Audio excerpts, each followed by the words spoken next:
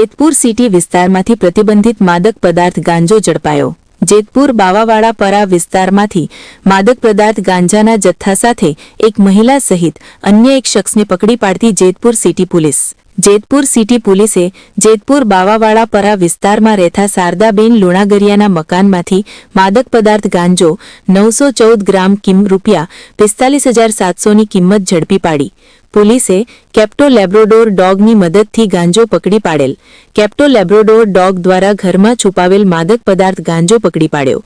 Jetpur city પોલીસે મહિલાની પૂછપરછ દરમિયાન ગાંજો તેમના પ્રેમીના સસરા હનીફ રફાઈ લઈ આવેલ હોવાનું કહ્યું। જેતપુર સિટી પોલીસે એનડીપીએસ એક્ટ હેઠળ શારદાબેન લુણાગરિયા અને હનીફ રફાઈ વિરુદ્ધ કાયદેસરની કાર્યવાહી કરેલ અને પૂછપરછ હાથ કરેલ। રિપોર્ટર મૌલિક દોશી, અમરેલી।